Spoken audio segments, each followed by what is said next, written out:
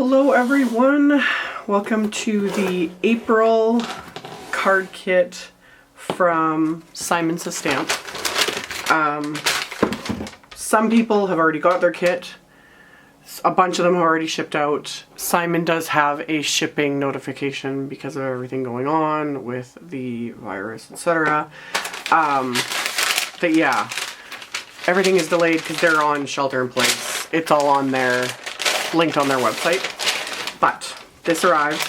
I wanted to do my unboxing, make some projects. I was really excited about this kit getting here. So there we go. Okay, so this is the Follow the Rainbows card kit.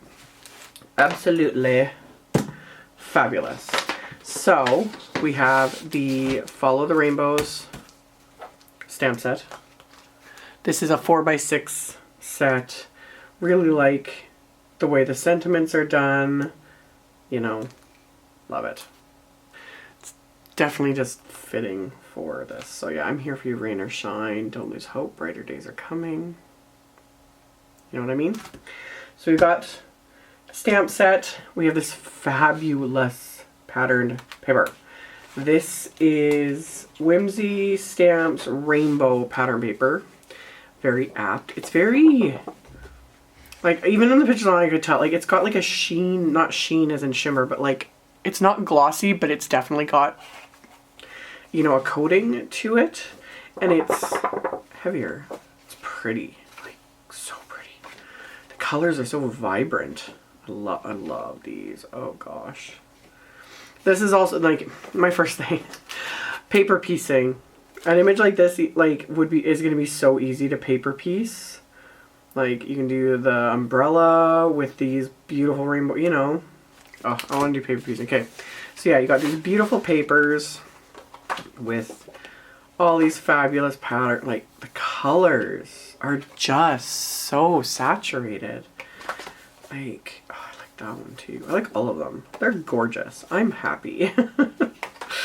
Any little bright thing. I was really looking forward to this kit because just seeing the colors and the patterns and the rainbow fabulousness. I really like this one too. Love these. These are gorgeous. So yeah, you get 12 sheets of that. You get a pack of the Simon Says Stamp Island Crush Hybrid ink cubes. So you got Teeny Bikini, Hot Mama, High Dive, and Lucky inks. And then you get Detail White embossing powder. Then we've got pre-printed. We have these.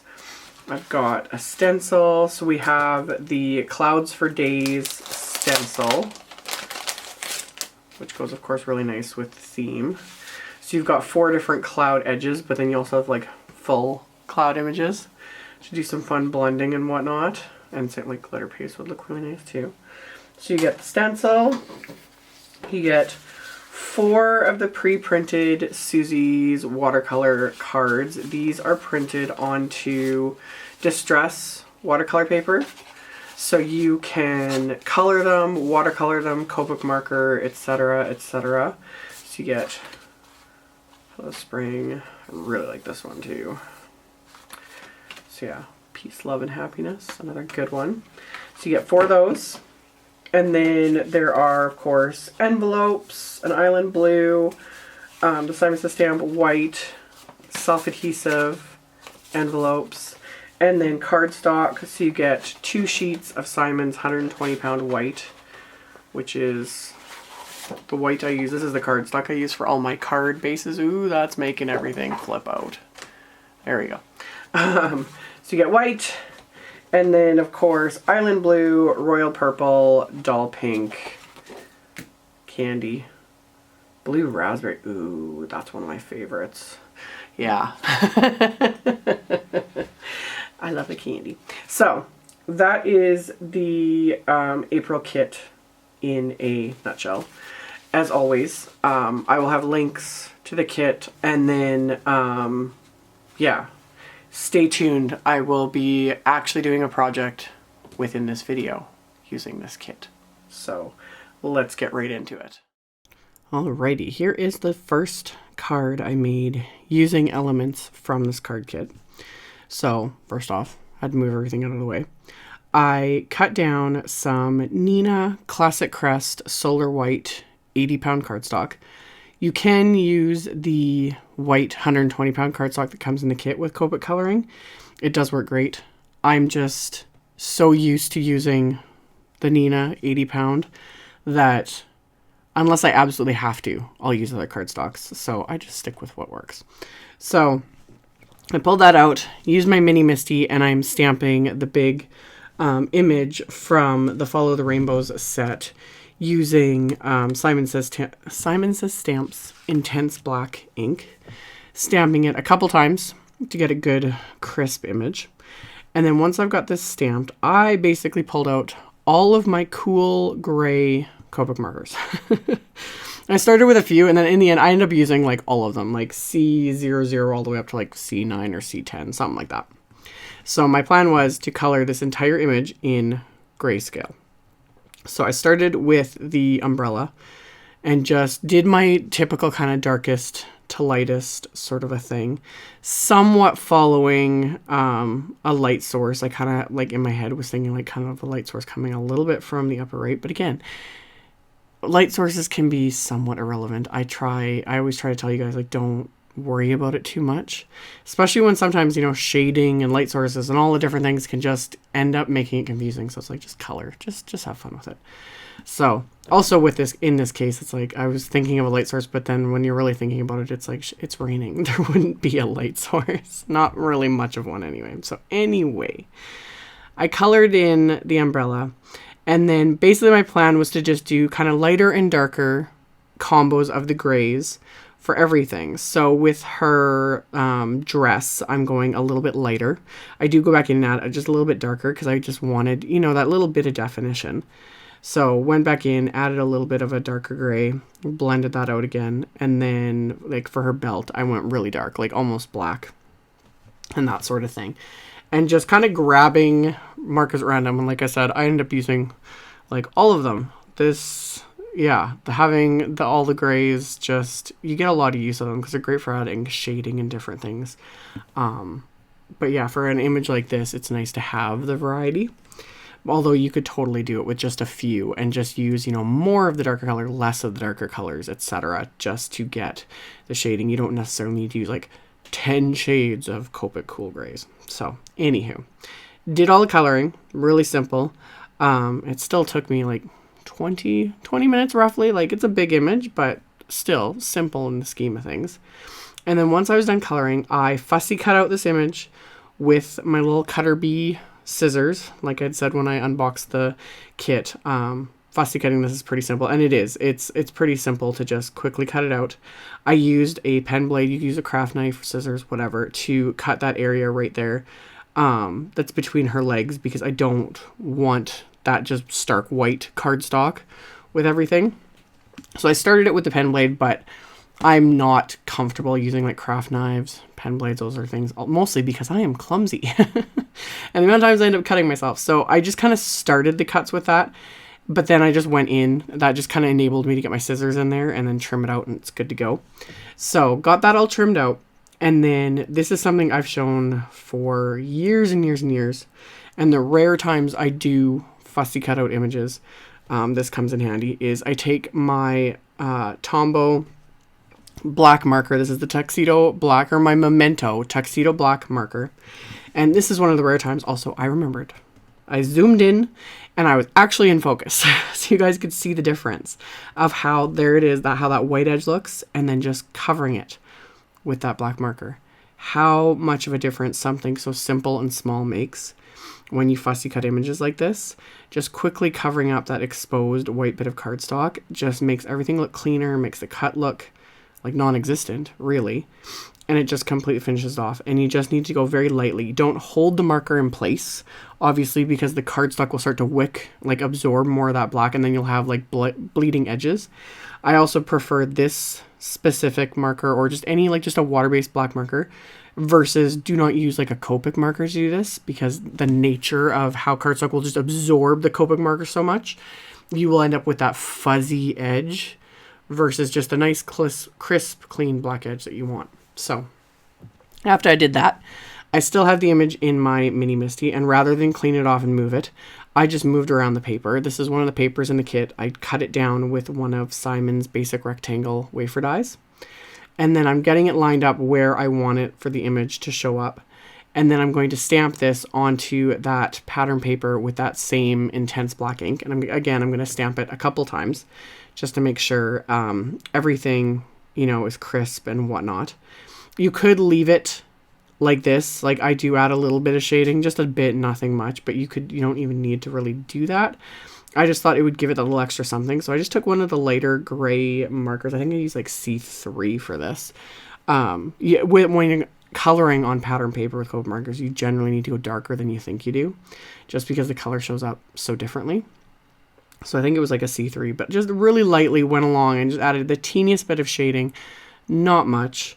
You know, added a little bit of color to each of the little raindrops, and then, you know, a little bit of a shadow around the edges of the stamped image, and then the little puddle she's walking through, etc. So I just quickly went and did that. It just kind of gives it just that little extra something, but again, you could totally probably skip a step like this. You don't need to do it. But I find when I'm doing what I would call, like I call this a simpler card, even though there's a fair bit of coloring and whatnot, just to me it feels simple. So I like doing those little, you know, those little extras, just little bits. So after I did that, I'm going to adhere down the fussy cut image. So I use my craft tacky glue, covered the back of that, and then I'm going to adhere right into place, and you know, it just pops. Love it. I love this pattern paper, like absolutely love it. So I adhered that into place, and then I'm going to use sentiments from the stamp set, and I'm going to stamp them onto some scraps of cardstock I have that are the same colors as the ones that come in the kit. So the dull pink and the royal purple. So I'm going to stamp sentiments onto these with clear embossing ink. So I used my anti-static powder tool first. I inked up the stamps with clear embossing ink, stamped them onto each of these pieces of cardstock. Once these are stamped into place, I'm going to use detail white embossing powder. Again, same one that comes in the kit. I have a big old container of it because after, this is like the second or third time in the past couple of years, I think, that this embossing powder has been included in a kit. Something like that. So I've got quite a bit of it, and it's my favorite detail white embossing powder. I use it all the time. So I was kind of happy that this came in the kit because it's like, good, I use this a lot. I go through a lot of embossing powder. So anywho, coated these with the detail white embossing powder, melted them with my heat tool. Once these are all melted, I'm just going to trim them down with my Tim Holtz guillotine paper trimmer. Just eyeballing it for the most part because, yeah, these pieces of cardstock are pretty small. But I just kind of line everything up and then trim them down and they'll be good to go. So I've got everything trimmed. And then I'm going to keep 2 of them for the outside of the card, and then the third sentiment is actually going to go on the inside of the card. So my card base is that 120-pound white cardstock. I cut the piece in half, scored it at 4 1/4, so it'll be, or at 5 1/2, so it'll be a top folding A2 size card. And then I pulled out one of the little ink cubes in the kit. This is the High Dive ink. So I inked up that image, which was still, you know, sitting in my mini MISTI. So inked it up with that, stamped that onto the inside of the card. And then I'm just going to adhere that sentiment onto the inside of the card. And then that's going to be complete. Again, I've mentioned this, even when I stamp something as dark as this, like usually I'll stamp images lighter. But when I stamp something as dark as this, usually a black ballpoint pen writes over it, no problem. Or I'll use a gel pen. I have no problem writing over whatever I stamp on the inside of cards. I'll either write around it depending on what it is, or if I need to, I'll just write right over it. You know, you can still see it, it's still there, it still gives that little extra something, but I don't worry too much about it. So got that done, and then I adhered the pattern paper piece to the front of the card. And then the sentiments I'm going to adhere into place with Simon's Big Mama foam tape, just to pop them up, give that little tiny bit of dimension. So I trimmed down the foam tape with my little Tim Holtz snips. So trim those, peeled off the backing, adhered. As always, you could leave it here. But I just got my hands on these Studio Caudia iridescent raindrops that I showed in the release and review video just the other day. So those are forefront in my mind, and I was like, ooh, these would look really pretty with this image and this background, you know, just my way of adding that little bit of bling. So I placed a few of these, and normally with me, I like to place any sort of raindrop embellishment, you know, very specific, you know, very up and down, because, you know, raindrops are falling. But the way this image is drawn, the raindrops are, you know, coming down on an angle. So I purposely placed all of these to kind of follow that angle of the stamps, just to tie it all together. So once I was kind of happy with where I had them, I adhered them into place with the craft tacky glue and my little embellishment wand. And then once those are glued down, this card is complete. So like I said earlier, I will have a link below the video to my blog post. That'll be the first link directly below the video. I'll have a supply list. I'll link to the kit and the subscription and the other supplies I used, etc., etc. All of that will be linked directly below the video as well as on my blog, so you can check that out if you are interested. Thank you all so much for watching and subscribing and thumbs upping and commenting. I really appreciate the support, and I will see you all very soon in the next video. Bye!